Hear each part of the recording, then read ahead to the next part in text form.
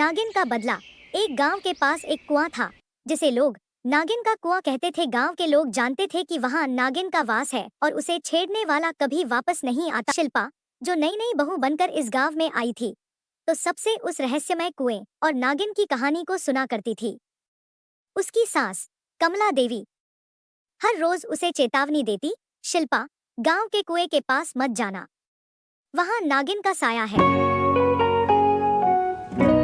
नागिन के कहर से लोग रात में बाहर जाने से डरते थे। एक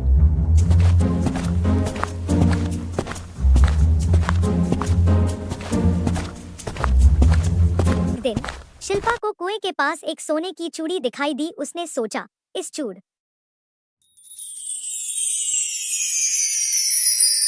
चूड़ी को उठाने में क्या बुराई है। जैसे ही उसने चूड़ी उठाई उसे नागिन की फुफकार सुनाई दी। शिल्पा डरने लगी। उसने पीछे देखा कि एक विशाल नागिन उसकी ओर बढ़ रही है और फिर नागिन ने शिल्पा से कहा, यह चूड़ी मेरी है। जिसने इसे उठाया है उसे अपनी जान से हाथ धोना पड़ेगा। शिल्पा ने डरते हुए कहा, मुझे माफ कर दो, मैं नहीं जानती थी। नागिन ने अपनी आंखों में गुस्सा भरते हुए कहा, मेरे पति को तुम्हारी सास कमला देवी ने मारा था। और नागिन ने अपनी सारी सच्चाई शिल्पा को बताई और अंत में उसने कहा कि मैं अब उसकी नई बहू से प्रतिशोध लूंगी। शिल्पा की समझ में आ गया था कि उसकी सास ने उसे कुएं के पास जाने से क्यों मना किया था। नागिन ने कहा, अगर तुम मुझे मेरे पति का बदला लेने में मदद करोगी तो मैं तुम्हें छोड़ दूंगी। शिल्पा ने साहस जुटाया और नागिन की मदद करने का वादा किया। दोनों ने मिलकर एक योजना बनाई। नागिन ने शिल्पा से कहा, तुम्हें अपनी सास को कैसे भी करके मेरे पास लाना होगा।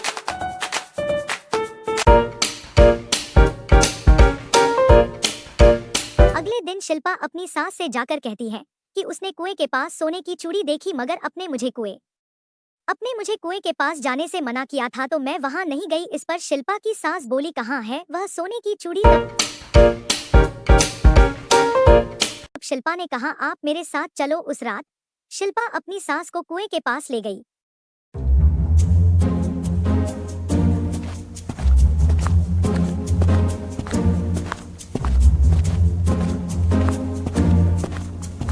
जैसे ही दोनों कुएं के पास पहुंची तभी अचानक से कुएं से नागिन प्रकट हुई और अपने असली रूप में आ गई। नागिन को देखकर कमला बहुत डर गई। उसने शिल्पा को यहाँ से चलने को कहा। तभी नागिन ने अपने विष से कमला देवी पर प्रहार